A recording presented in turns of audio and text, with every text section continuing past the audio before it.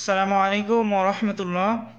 মহান আল্লাহ সুবহানাহু ওয়া তাআলার দরবারে অসংখ্য শুকরিয়া যে আল্লাহ সুবহানাহু ওয়া তাআলা দেশের শ্রেষ্ঠতম দ্বীনি বিদ্যাপীঠ দারুন নাজাত সিদ্দিকিয়া কামিল মাদ্রাসায় আমাদেরকে পড়াশোনা করার সুযোগ দান করেছেন। আলহামদুলিল্লাহ। হৃদয়ের গভীর থেকে, প্রাণের গহীন থেকে সবটুকুন দরুদ আর সালাম নিবেদন করছি প্রিয় নবী রাসূল করিম সাল্লাল্লাহু আলাইহি ওয়াসাল্লামের শানে। কারণ তার প্রদত্ত জ্ঞানেই কিন্তু আমরা এই দারুন নাজাত মাদ্রাসায় আমরা শিখছি। সুতরাং আমরা পড়ছি সাল্লাল্লাহু আলাইহি ওয়াসাল্লাম। প্রিয় সুধী, দারুন নাজাত সিদ্দিকিয়া কামিল মাদ্রাসা হচ্ছে আমাদের প্রাণের প্রতিষ্ঠান, আমাদের গর্বের প্রতিষ্ঠান, আমাদের ভালো লাগার জায়গা, আমাদের প্রাণের ঠিকানা, আত্মার ঠিকানা। এই প্রতিষ্ঠানটিতে আমরা থাকতে পেরে, এই প্রতিষ্ঠানে জ্ঞান চর্চা করার কারণে আমরা নিজেদেরকে গর্বিত অনুভব করি এবং আল্লাহ তাআলার কাছে কৃতজ্ঞতা আদায় করি। এই প্রতিষ্ঠানটির যিনি অধ্যক্ষ রয়েছেন, যারা আসতিজে কারাম রয়েছেন, যারা কর্মকর্তা আছেন, কর্মচারী রয়েছেন, ছাত্র রয়েছেন, তারপর এই প্রতিষ্ঠানে যারা শুভাকাঙ্ক্ষী, শুভানুদ্দায়ী, হিতাকাঙ্ক্ষী রয়েছেন, তাদের সবার প্রতি কিন্তু আমরা কৃতজ্ঞতা নিবেদন করতে চাই। আমরা বিশ্বাস করতে চাই যে একটি প্রতিষ্ঠান শুধু ছাত্র শিক্ষক দিয়ে হয় না, বরং এখানটায় কিন্তু সবার একটা অংশগ্রহণ থাকে। এখানে যারা 2 টাকা দান করেন তারাও কিন্তু এই প্রতিষ্ঠানের অংশীদার, গর্বিত অংশীদার। এই প্রতিষ্ঠানে যারা একটা পরামর্শ দিয়ে প্রতিষ্ঠানটিকে এগিয়ে নেওয়ার চেষ্টা করেন তারাও কিন্তু এই প্রতিষ্ঠানটিতে মুখ্য ভূমিকা পালন করেন। এটাই আমরা বিশ্বাস করতে চাই। এই প্রতিষ্ঠানের জন্য যারা অনেক দূর থেকে দোয়া করেন আল্লাহ সুবহানাহু ওয়া তাআলার কাছে, তারাও এই প্রতিষ্ঠানের সব ধরনের অর্জনের নেপথ্যে ভূমিকা পালন করে থাকেন। এটাই আমরা বিশ্বাস করতে চাই। এবং মানুষের দোয়া, মানুষের আন্তরিকতা আছে বলেই এই প্রতিষ্ঠানটিতে থাকতে আমাদের ভালো লাগে। আমি এই প্রতিষ্ঠানে এসেছি 2006 সনে।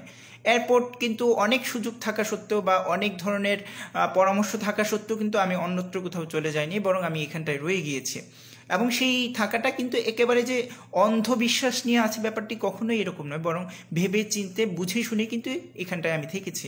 এখানে যারা শ্রদ্ধেয় বড় ভাইরা রয়েছেন তারা অবশ্যই অনেক ভালো বড় ভাই, এবং আমার লাইফে এমন কিছু বড় ভাই আমি পেয়েছি যাদের সহবতে থাকতে পেরে নিজেকে গর্বিত মনে করছি বা অনেক কিছু শিখতে পেরেছি বলে মনে হয়। আমার এই প্রতিষ্ঠানে অনেক বড় ভাইদের সহবত অর্জন করার সুযোগ হয়েছে। তো আজকে সবার কথা বলবো না, সবার কথা অন্য একদিন বলবো। আজকে শুধু একজন বড় ভাইয়ের কথা বলবো যার দ্বারা আমি অনেক বেশি উপকৃত হয়েছি জ্ঞানের দিক থেকে, চিন্তার দিক থেকে, বা তিনি আমাকে নার্সিং করেছেন। তিনি আমাকে ছোট ভাইকে যেভাবে গড়ে তুলতে হয়, ছোট ভাইয়ের পাশে এসে দাঁড়াতে হয়, ছোট ভাইকে ভালোবাসতে হয়, সেই জিনিসগুলো আমি তার কাছ থেকে পেয়েছি। এই ধরনের একজন মহাপ্রাণ মানুষের কথা আজকে বলতে চাই, এবং সেই কথাগুলো এজন্যই বলতে চাই যে নিজের ভালো লাগার জায়গাটা থেকে বলতে চাই যে আমি তাকে ভালোবাসি বা সে আমাকে ভালোবাসে। এই জন্যই কিন্তু তার কথা, তার স্মৃতিচারণ করলে নিজের ভিতরে একটা ভালো লাগবে যে আমি তার কথাগুলো বলতে পেরেছি অন্তত, তাই না? সেই জন্যই কিন্তু আজকে তার কথা আলোচনা করতে চাই আজকের এই লাইভে। তো আমার সেই কাঙ্ক্ষিত বড় ভাইটি হচ্ছে মুস্তাফিজ ভাই। তিনি হদুয়া দরবারের আছেন, এবং হদুয়া দরবারের যিনি পীর ছিলেন তার ছোট সাহেবজাদা, এটা তার পরিচয়। তিনি দারুন নাজাতে অনেক বছর ধরে ছিলেন। তারপর ঝালকাঠি NS কামিল মাদ্রাসা এখানটাতেও তিনি পড়েছেন, এবং এখন তিনি হদুয়া দরবারের খেদমতে আছেন। সেইখানে যে মাদ্রাসা রয়েছে সেটার খেদমতে রয়েছেন। তো আজকে সেই ভাই সম্পর্কে আমি বলতে চাই। তো আমি একটু একটু করে বলতে চাই এবং অনেকটা সময় নিয়ে তার কথা স্মৃতিচারণ করতে চাই, তাই না? শুধু যে আমরা ক্লাসের মধ্যিখানে শিখবো, হ্যাঁ অবশ্যই ক্লাস শেখার জায়গা, আমরা উস্তাদদের থেকে শিখবো, কিন্তু উস্তাদ শুধুমাত্র ক্লাসে যারা পড়ান তারাই উস্তাদ, ব্যাপারটা কখনোই এরকম নয়। বরং বাইরে যারা আমাদের শেখান, এই যে আমাদের বড় ভাইয়েরা আমাদেরকে শেখাচ্ছেন, তারাও কিন্তু আমাদের শ্রদ্ধাভাজন, তারাও কিন্তু আমাদের শিক্ষক তুল্য। তাদের সাথে আমরা হ্যাঁ বন্ধুত্বপূর্ণ সম্পর্ক রাখি, কিন্তু ভেতরে ভেতরে কিন্তু একটা অনেক বড় ধরনের শ্রদ্ধা তাদের প্রতি আমরা লালন করি। সেটাই কিন্তু আজকে আমি বলতে চাইবো আমার পুরো লাইফ জুড়ে। কিন্তু তো মুস্তাফিজ ভাইয়ের স্মৃতিচারণ করতে গেলে সেই ছোটবেলা থেকে শুরু করতে চাই। যখন আমরা ছোট ছিলাম, আশরাফুল সাদেসে পড়তাম, 6ষ্ঠ শ্রেণীতে পড়তাম, বা আশরাফুল খামেসে পড়তাম, তখন আমাদের মাদ্রাসায় এই মুস্তাফিজ ভাইরা আমাদেরকে নার্সিং করতেন, আমাদের সামনে কথা বলতে আসতেন। সাপ্তাহিক জলসা হতো, সেই সাপ্তাহিক জলসায় তারা আমাদের এখানে যে একটি অরাজনৈতিক ছাত্র সংগঠন রয়েছে, বাংলাদেশ ছাত্র হিজবুল্লাহ, সেই সংগঠনটির পক্ষ থেকে তারা আসতেন, তারা আমাদের সামনে কথা বলতেন, এবং তিনি এত সুন্দর করে কথা বলতেন, এত সাজিয়ে গুছিয়ে কথা বলতেন। তো খুব ভালো লাগতো এবং আমরা মন্ত্রমুগ্ধ হয়ে তার সামনে তার কথাগুলো শুনতাম। এবং এই ভাইয়াটির চেহারার মধ্যে এক ধরনের কি বলবো আলো কাজ করতো এবং তার কথাগুলো আমাদেরকে কিন্তু টানতো, স্পর্শ করতো। আমরা তার কথায় খুব বেশি প্রভাবিত হতাম। এত সুন্দর অনর্গল তিনি কথা বলে যেতেন, আমরা খুব বেশি রকমের তার দিকে তাকিয়ে থাকতাম। এই যে মানুষের কাছে চলে যাওয়া, সুন্দর কথাবার্তা বলে মানুষের হৃদয়ে জায়গা করে নেওয়া, এটা কিন্তু আমি মুস্তাফিজ ভাইয়ের কাছ থেকে সেই ছোট্টবেলায় যখন আমি ষষ্ঠ শ্রেণীতে পড়ি বা পঞ্চম শ্রেণীতে পড়ি সেটা শিখেছি। সুতরাং একটি প্রতিষ্ঠানের এই যে আমরা যারা সিনিয়র হয়ে যাচ্ছি বা সিনিয়র স্টুডেন্ট হচ্ছি, বড় ভাইয়ের জায়গাটায় আছি, আমাদেরও কিন্তু কিছু রেসপন্সিবিলিটি আছে। ছোট ভাইদের সাথে সুন্দর করে কথা বলা, তাদেরকে একটু গড়ার চেষ্টা করা, তাদেরকে একটু ভালো ইনফরমেশন দেওয়া, তাদেরকে একটু ভালো বাহবা দেওয়া, বা তাদের সাথে একটু মত বিনিময় করা, নিজের অভিজ্ঞতাগুলো শেয়ার করা, এক্সপিরিয়েন্সগুলো শেয়ার করা, এইটাতেও কিন্তু একটা ছাত্র অনেক বেশি রকমের তৈরি হয়ে ওঠে। মুস্তাফিজ ভাই এরপর অনেক দিন ধরে কিন্তু ভাইয়ের সাথে আমার দেখা নাই, তিনি অন্য এক প্রতিষ্ঠানে চলে গিয়েছেন। আমি এরপর আমাদের দারুন নাজাতের যে কাফেলা রয়েছে সেই কাফেলা হয়ে আমরা সারসিনা শরীফের মাহফিলে আমরা গিয়েছিলাম। সেই মাহফিলেই মুস্তাফিজ ভাইয়ের সাথে দেখা, সেটা সম্ভবত আমি তখন নবম কি দশমে পড়ি, এই সময়টায় তার সাথে দেখা। তো ভাইয়া আমার চিনে ফেলেছেন। সেই ছোট্ট জান্নাতুন নাইম, তার সাথে অত বেশি কথাও হয় না, কিন্তু এত বছর, প্রায় 3-4 বছর চলে গেল, তখন তিনি আমাকে চিনে ফেলেছেন এবং চিনে আমাকে আপনি বলে সম্বোধন করেছেন, তাই না? এই যে বড় হয়েও যে ছোটদের সাথে সুন্দর সম্বোধনে নিজেদেরকে এক্সপ্রেস করা, নিজেদেরকে জানান দেয়া, এইটা মুস্তাফিজ ভাইয়ের কাছ থেকে আমি শিখেছি। আমরা তো একটু বড় হয়ে গেলেই কেমন যেন আমাদের ভেতরে একটা ভাব চলে আসে, কিন্তু এই যে মুস্তাফিজ ভাইয়ের বিনয়, এই যে মুস্তাফিজ ভাইয়ের এই সারল্য, বা ছোট ভাইদেরকেও অনেক, শুধু আমাকে না, আরো ছোট ছোট বাচ্চাদেরকে তিনি আপনি বলে সম্বোধন করেন, এতে তার একটু লজ্জা লাগে না। এবং এই যে আপনি বলে সম্বোধন করেন, এই কারণে কিন্তু তার প্রতি আমরা মনে করছি না যে তিনি হালকা একটা লোক, বরং তার ব্যক্তিত্ব, তার পার্সোনালিটি কিন্তু আমাদের কাছে আরো বেশি বেড়ে ওঠে, আমাদের কাছে অনেক বেশি তিনি আরো মূল্যবান হয়ে ওঠেন, শ্রদ্ধেয় হয়ে ওঠেন, সম্মানিত হয়ে ওঠেন।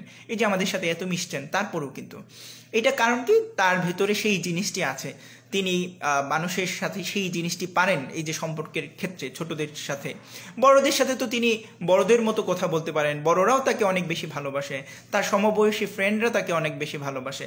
এটা আশ্চর্য রকমের একটা অবস্থা আমি এই ভাইয়ের থেকে শিখেছি। আল্লাহ তাআলা আমাকে এই ভাইয়ের এই গুণটা অর্জন করার তৌফিক দান করুন। মুস্তাফিজ ভাই আমাদের মাদ্রাসার টিচারদের সাথে খুব বেশি চলাফেরা করতেন। আমরা তো দেখেছি তিনি হাজীগঞ্জি হুজুরের সাথে চলতেন বেশি, হাজীগঞ্জি হুজুরের সাথে তিনি অনেক বেশি কথা বলতেন। আমি ভেবেছি তিনি হয়তো হাজীগঞ্জি হুজুরের কোনো আত্মীয় হন কিনা, এইটা আমরা ভেবেছি। অনেক দিন পর এসে জানলাম তিনি হচ্ছেন আমাদের রাজাপুরী হুজুর, আমাদের যে ভাইস প্রিন্সিপাল 2 আছেন, তার শেরক হচ্ছেন আমাদের মুস্তাফিজ ভাই। এই যে নিজেকে আড়াল করে রাখা, দেয়ালের ভেতরে রাখা, নিজের পরিচয়, আমি একজন ছাত্র, নিজের পরিচয় নিজেকে দিয়ে প্রমাণ দেয়া বা জানান দেয়া, আমি অন্য কিছুর পরিচয় নিয়ে পরিচিত হব, এইটা না, বরং আমার ব্যক্তিত্ব, আমার গুণ, এইটা দিয়ে আমি পরিচিত হব, এইটা কিন্তু মুস্তাফিজ ভাইয়ের এই জায়গা থেকে আমরা শিখতে পারি। তিনি কখনোই এইরকম একটা হ্যাডম দেখাতেন না যে তিনি এত বড় একজন উস্তাদের, দারুন নাজাতের উস্তাদের তিনি একজন আত্মীয়, এইটা কখনোই আমরা জানতামই না। তিনি এত সরলভাবে চলতেন, বা তিনি একটি বাংলাদেশের দক্ষিণাঞ্চলের একটি বিখ্যাত দরবারের সাহেবজাদা, এটাও কিন্তু আমরা অনেক পরে এসে জানতে পেরেছি। এইটা আমাদের কাছে খুব ভালো লেগেছে, খুব ভালো লেগেছে যে ভাইয়ের এই আচরণগুলা। তো মুস্তাফিজ ভাইকে আমি যখন যেটা মনে পড়ছে, আমি কিছু কথা টুকেও রেখেছি, সেটিও বলছি, তারপর যেভাবে আসছে কথাগুলো সেভাবেই বলার চেষ্টা করছি। মুস্তাফিজ ভাইকে আমি দেখেছি একজন উস্তাদের সাথে, সব উস্তাদের সাথে তার সম্পর্ক, দারুন নাজাতে এমন কোনো উস্তাদ নাই যারা তাকে চেনে, তাকে পেয়েছে, তারা তাকে ভালোবাসে না, এমন কোনো উস্তাদ নাই। এটা তার জন্য বিশাল ধরনের একটা অ্যাচিভমেন্ট আমি মনে করি। মুস্তাফিজ ভাইকে সব ধরনের শিক্ষক পছন্দ করেন, জেনারেল টিচাররা পছন্দ করেন, যারা ইসলামিক বিষয়ে পড়াশোনা করাচ্ছেন তারা পছন্দ করেন, সব ধরনের শিক্ষক কিন্তু তাকে পছন্দ করেন, তার ছাত্র ভাইরা তাকে পছন্দ করেন। আমি আমার এই প্রতিষ্ঠানের লাইফে মুস্তাফিজ ভাইয়ের ব্যাপারে কোনো ধরনের কমপ্লেন আমার শোনার সুযোগ হয় না, এটা আলহামদুলিল্লাহ বুঝি যে সব টিচাররা তাকে ভালোবাসেন, কাছে ডাকেন, তার কাছে যেতে চান, এই ধরনের। শুধু কি টিচাররা, বরং আমাদের মাদ্রাসার যারা এই যে নৈশ প্রহরী আছেন, বা এই ধরনের সাধারণ কাজের সাথে যুক্ত রয়েছেন তারাও মুস্তাফিজ ভাইয়ের প্রতি খুব আন্তরিক, খুব বেশি রকমের আন্তরিক। মুস্তাফিজ ভাইয়ের সাথে এরপর ধীরে ধীরে আমার সম্পর্ক ঘনিষ্ঠতর হয়। তিনিই আমার প্রতি আগ্রহ ব্যক্ত করেন, আমিও তার সারল্যে, তার আগ্রহে, তার নার্সিংয়ে খুব রকমের মুগ্ধ হয়ে তার দিকে ঝুঁকে যাই। সুতরাং তার সাথে আমার একটা ভালো হৃদ্যতাপূর্ণ সম্পর্ক গড়ে ওঠে এবং তিনি আমাকে এমন কিছু সময় আমাকে সাপোর্ট করেছেন যখন আমার খুব কঠিন একটা সময় আমি পার করেছি। আমার প্রত্যেকের লাইফেই কিছু কঠিন সময় থাকে, প্রাতিষ্ঠানিক লাইফেও আমার কিছু কঠিন সময় অতিবাহিত হয়েছে। তো মুস্তাফিজ ভাই কিন্তু ওই সময়টায় আমার কাছে এসছেন। তো আপনি মানুষকে ভালোবাসেন, এটা কখন মানুষ আপনাকে বুঝবে? তখনই কিন্তু মানুষ আপনাকে বুঝবে যে আপনি মানুষকে ভালোবাসেন যখন তার কঠিন সময়টাতে আপনি যাবেন। আমরা জানি যে বিপদে বন্ধুর পরিচয়, এই কথাটা আমরা বলে থাকি সাধারণত। তো মুস্তাফিজ ভাই কিন্তু এই বিপদকালে, যখন আমার অনেক কাছের মানুষও আমার থেকে দূরত্ব অবলম্বন করেছে, ঠিক সেই সময়টাই কিন্তু মুস্তাফিজ ভাই আমার কাছে এসছে এবং আগলে রেখেছে, যেটাকে বলা যায়, সেই কাজটা কিন্তু মুস্তাফিজ ভাই করেছে। সুতরাং আমি কৃতজ্ঞতা জানাই, তার প্রতি কৃতজ্ঞতা জানানোর ভাষা নাই। আল্লাহর কাছে আল্লাহ তাআলাই আপন অনুগ্রহ নাজিল করে প্রতিদান দিতে পারেন, এটা আমি বিশ্বাস করি। তো মুস্তাফিজ ভাইয়ের সাথে অন্তরঙ্গভাবে চলে আমি যেটা বুঝতে পেরেছি সেটি হচ্ছে যে তার একটা বড় ভাই ছিল, সেই বড় ভাইয়ের সাথেও তার খুব ভালো সম্পর্ক ছিল। কিন্তু সেই ক্ষেত্রে আমি তার থেকে জেনে, এবং তিনি খুব ফ্রাঙ্কলি আমার সাথে সব কথা শেয়ার করেছেন, সব কথা শেয়ার করে আমি যেটা বুঝতে পেরেছি সেটা হচ্ছে যে সেই বড় ভাইয়ের জায়গাটাই, বড় ভাই যেভাবে তাকে নার্সিং করা দরকার সেইটা না, বরং তিনি ছোট ভাই হিসাবে অনেক রকমের কন্ট্রিবিউট করেছেন সেই বড় ভাইয়ের লাইফে, তাই না? অনেক বেশি নিজে না খেয়ে বড় ভাইকে খাইয়েছেন। এটা অ্যামেজিং একটা ব্যাপার মনে হয় যে আমরা সাধারণত বড়রা ছোটদের জন্য স্যাক্রিফাইস করবো, কিন্তু ছোট ভাইরা বড় ভাইদের জন্য স্যাক্রিফাইস করতে পারে। এইটা কিন্তু মুস্তাফিজ ভাইয়ের ক্যারেক্টারিস্টিকে আমি দেখেছি। এটা অনেক অ্যামেজিং একটা ব্যাপার, বা অনেক বড় ধরনের একটা ব্যাপার আমার কাছে মনে হয়েছে। মুস্তাফিজ ভাই এমন একজন মানুষ, তিনি যাকে টার্গেট করেন যে তার সমস্ত সমস্যা আছে কিনা, কোনো ধরনের প্রবলেম সে ফিল করছে কিনা, তিনি ফেস দেখে সেটা বুঝে নেন আর কি। আসলে ফেস দেখলে আমরা বুঝতে পারি মানুষের মনের কি অবস্থা, কিন্তু আমরা অনেক সময় সেই বোঝার চিন্তাটিও করি না, আর ওই প্রয়োজনীয়তাও অনুভব করি না। অনেক সময় দেখা যায় একটা মানুষের মন খারাপ, আমি তাকে কাছে গিয়ে বলবো যে ভাই আপনার মনটা খারাপ, কি হয়েছে, আল্লাহ তাআলা আপনার মনটা ভালো করে দিন, এইভাবে সাদামাটা কিছু কথা বললেই কিন্তু তার মনটা ভালো হয়ে যায়। কিন্তু আমরা এই জিনিসটাও করতে চাই না, মানুষের মনের জায়গাটিতে আমরা প্রবেশ করতে চাই না। কিন্তু মুস্তাফিজ ভাইকে আমি দেখেছি তিনি আমার ব্যাপারে জানতে চেয়েছেন, এবং আমার চেহারা দেখে তিনি বুঝতে পেরেছেন আমার ভেতরটা, এবং তিনি খুঁটিয়ে কিভাবে যেন আমার যেই সমস্ত প্রবলেম আছে সেইগুলো তিনি জেনে নিয়েছেন। আমার যদি কোনো ধরনের আর্থিক সমস্যা থাকে, আমার যদি কোনো ধরনের মানসিক সমস্যা থাকে, বা যে কোনো ধরনের সমস্যা তিনি কিভাবে যেন খুঁটিয়ে উদ্ধার করে ফেলেন। এটা হচ্ছে মুস্তাফিজ ভাই। এবং সেটা উদ্ধার করে শুধু সেখানে অনেক সময় দেখা যাচ্ছে যে আমার আর্থিকভাবেও আমি সমস্যায় ছিলাম, সেই সময়টা তিনি করতেন কি, তিনি আমার এই সমস্যাটা দূর করে দিতেন। এবং সেটা কিভাবে, যে একটা ছোট ভাইয়ের প্রতি শ্রদ্ধাশীল থেকে, আমি তার ছোট, তিনি আমাকে টাকা দিচ্ছেন, কিন্তু সেই জায়গাতে তিনি এমনভাবে দিচ্ছেন যে তিনি ছোট হয়ে যাচ্ছেন, আমাকে বড় করে ফেলছেন। এইভাবে তিনি আমাকে অনেক টাকা আমাকে সহযোগিতা করেছেন, বা আমার ছোট ভাই হিসাবে আমাকে দিয়েছেন। এটা আলহামদুলিল্লাহ অনেক বড় ধরনের অর্জন আমার কাছে মনে হয়, যে একটা ভাইয়ের ভালোবাসা আমি পেয়েছি। আলহামদুলিল্লাহ। এই ধরনের বড় ভাইয়ের সাথে থেকে নিজেদেরকে খুব লজ্জিত বোধ মনে করি যে আমরা আসলে সেই ধরনের বড় ভাই হতে পেরেছি কিনা, বা হতে পারবো কিনা, তাই না? দিন তো পড়ে আছে, চেষ্টা করবো যে এই ধরনের বড় ভাই হতে, ইনশাআল্লাহ।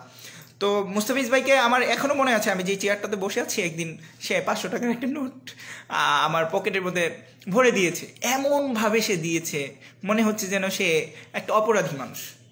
এখন কি করবো, আমার ওই সময় হয়তো টাকার প্রয়োজন ছিল না, কিন্তু তিনি কালে ভদ্রে যদি কখনো আসতেন মাদ্রাসায়, বা আমার সাথে দেখা হলে তিনি আমাকে হাদিয়া দিতেন। হাদিয়ায় তিনি খুব বিশ্বাসী একজন মানুষ, যে মানুষকে হাদিয়া দিতে হয়, মানুষের সাথে হৃদ্যতার সম্পর্ক তৈরি করবার জন্য এইটা খুব প্রয়োজন। তো মুস্তাফিজ ভাই 500 টাকা পকেটের মধ্যে ভরে দিয়েছেন। তো আমি যে তাকে টাকাটা ফিরাইয়া দিব এই ধরনের কোনো আর সুযোগ নাই, সেই সুযোগটা তিনি রাখেন নাই। তিনি অনেক সময় দেখা গেছে যে আমার রুমে গিয়ে আমার কলমদানির মধ্যে 500 টাকা রেখে দিয়েছেন, মুস্তাফিজ ভাই এইটা এখানে থাক। আর কি করব, এই যে মুস্তাফিজ ভাইয়ের এই যে আচরণগুলা, আমি এইটা দ্বারা বুঝাচ্ছি না যে প্রত্যেক বড় ভাইকে টাকা দিতে হবে, টাকা দেওয়াটা বড় কথা না, কিন্তু এই যে একটা মানসিকতা লালন করা। আপনার কাছে 20 টাকা আছে, আপনি বুঝতে পারছেন যে আপনার ছোট ভাইটার একটা কলম দরকার, আপনি সেই একটা কলম কিনে দেন, এটাই তো অনেক কিছু, তাই না? তাই না? এইটা কিন্তু মুস্তাফিজ ভাইয়ের মধ্যে আমি দেখেছি, এই যে ছাত্রদের সাথে অন্তরঙ্গ হয়ে মিশে ছাত্রদেরকে জেনে, শুধু আমার ক্ষেত্রে না, দারুণাতে বহু ছাত্র বা তার লাইফে অনেক অনেক অনেক ছাত্র আছে যাদের তিনি সাহায্য সহযোগিতা করেছেন, এটা তার লাইফে আছে। আরেকটা কথা হচ্ছে, আমি দেখেছি যে তিনি স্বাস্থ্যের খোঁজ নিয়েছেন, ছাত্রদের স্বাস্থ্যের খোঁজ নেয়া, যে সে সুস্থ আছে কিনা, তারপর সে ঠিক মতন খাচ্ছে কিনা।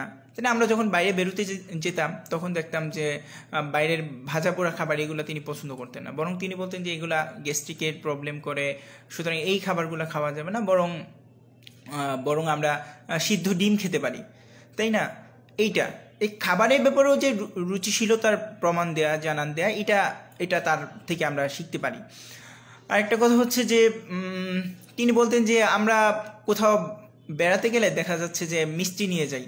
হ্যাঁ, তো মিষ্টি নেওয়া ঠিক আছে, ভালো, নিতে পারলে তো ভালো, কিন্তু অনেক ফ্যামিলিতে দেখা যায় যে অনেকে মিষ্টি পছন্দ করে না, বা মিষ্টিটা এটা কতটুক সময় যায়, তাই না?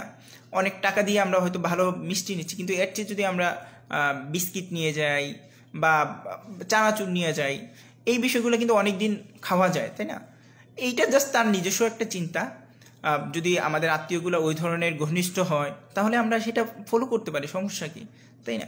এটা তার নিজস্ব চিন্তা। আমার কাছেও ভালো লেগেছে যে আসলে আমরা কোথাও কোনো হাদিয়া নিয়ে যাওয়ার সময় আমরা অবশ্যই এই চিন্তাটা করব যে আমরা কোন জিনিসটা নিলে সেই পরিবারের জন্য উপকার। আমার এক উস্তাদের সাথে আমি গিয়েছি, তার শ্বশুরবাড়িতে গিয়ে দেখেছি যে তিনি সব বাজার সদাই করে নিচ্ছেন।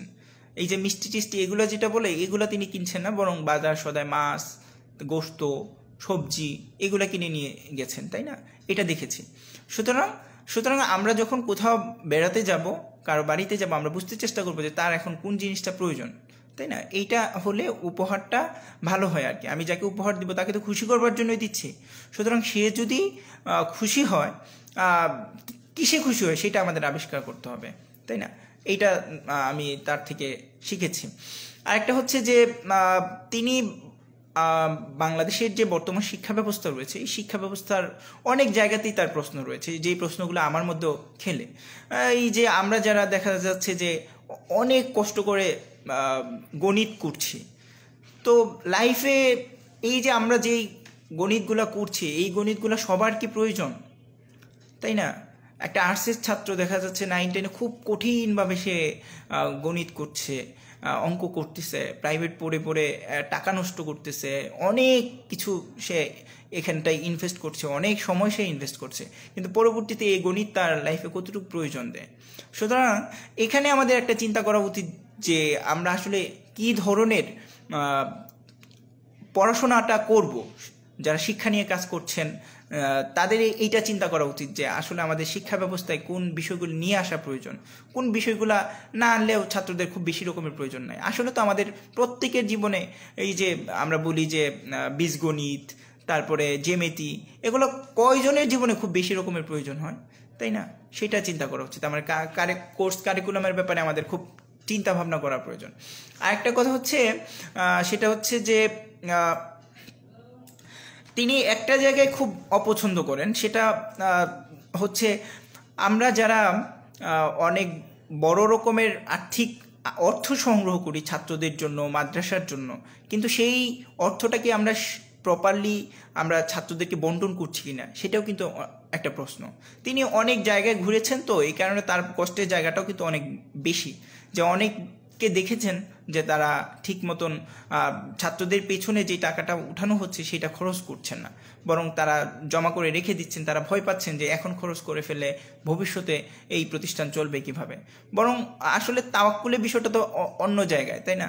ভবিষ্যৎ তো আল্লাহ তাআলা অবশ্যই রিজিকের ব্যবস্থা করবেন। এখন আমি প্রচুর টাকায় আমি এই ছাত্রদের জন্য নিয়ে আসলাম, কিন্তু ছাত্রদেরকে অল্প মানের খাবার খাওয়াচ্ছি, বেশি ভালো মানের খাবার খাওয়াচ্ছি না, তাই না? এইটা তো কখনোই ঠিক না। বরং ছাত্রদের একটা স্ট্যান্ডার্ড খাবার কিন্তু ছাত্রদের জন্য আমাদের ইনভেস্ট করা দরকার।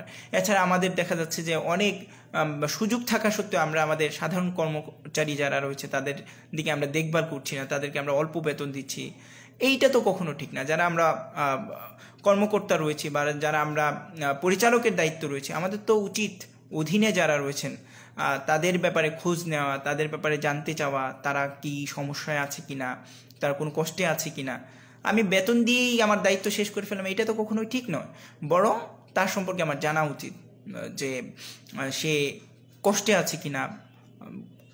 এইটা আমাদের দায়িত্ব, এটা একটা ভালো পরিচালকের বৈশিষ্ট্য। এই কথাগুলো তার সাথে হরহামেশায় আসে, যখন আমি তার সাথে আলাপ করি তখন এই ব্যাপারটি চলে আসে। তিনি তাকে প্রিন্সিপাল হুজুরের সাথে সম্পর্ক রাখতে দেখেছি এবং প্রিন্সিপাল হুজুরের প্রতি তিনি খুব বেশি শ্রদ্ধাশীল। সুযোগ হলেই যখন তিনি বাড়ি থেকে দারুন নাজাতে আসেন প্রিন্সিপাল হুজুরের সাথে দেখা করেন এবং একটা ভাস্ট সময় নিয়ে তিনি প্রিন্সিপাল হুজুরের সাথে দেখা করেন, বাংলাদেশে থাকতে দেখা করেন। আবার যখন তিনি সৌদি আরব থাকেন হজের সময়টায়, তখনও কিন্তু নানা ব্যস্ততার মধ্যেও তিনি প্রিন্সিপাল হুজুরের কাছে ছুটে যান, প্রিন্সিপাল হুজুর খেদমত করতে চেষ্টা করেন। এটাও একটা ভালো লাগে যে তিনি প্রিন্সিপাল হুজুরকে মন থেকে ভালোবাসতে চেষ্টা করেন এবং প্রিন্সিপাল হুজুরও তাকে খুব পছন্দ করেন। এবং তার ব্যাপারে প্রিন্সিপাল হুজুর অনেকগুলো গুণাবলী আমাকে শেয়ার করেছেন।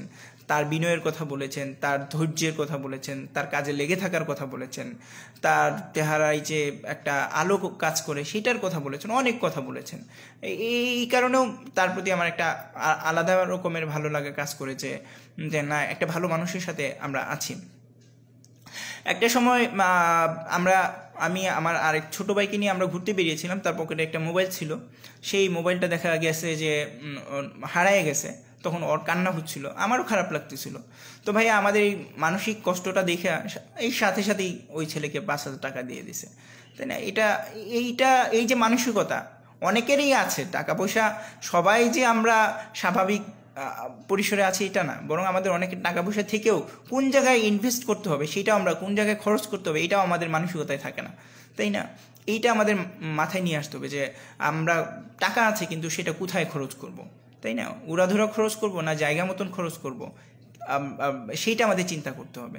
যার আছে তাকে তো দেয়া যেতে পারে, কিন্তু যার নাই সেটা তো আমাদের খুঁজে বার করতে হবে যে কার নাই টাকাটা, তাই না? এইটা তিনি খুঁজে বার করেন যে কার কোন সমস্যা আছে, তিনি তার জায়গা থেকে সেই চেষ্টাটা করেন।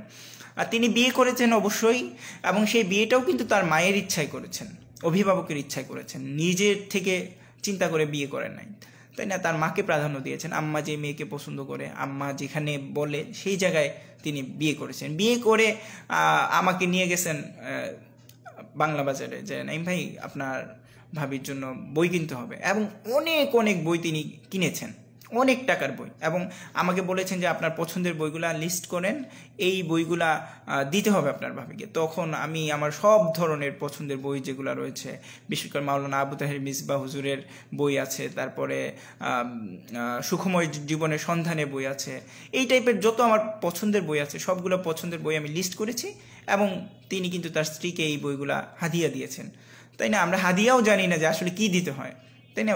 নিজের স্ত্রীকে তো সবচেয়ে মূল্যবান উপহার বই, এটাই দেওয়াই সবচেয়ে বড় জিনিস, তাই না? আপনি আপনার স্ত্রীকে স্বপ্নের মতো করে পেতে চান, তাহলে তাকে তো স্বপ্নের মতো করে তৈরি করতে হবে। আর সেটা কিভাবে আপনি একাই তৈরি করবেন? কখনোই না।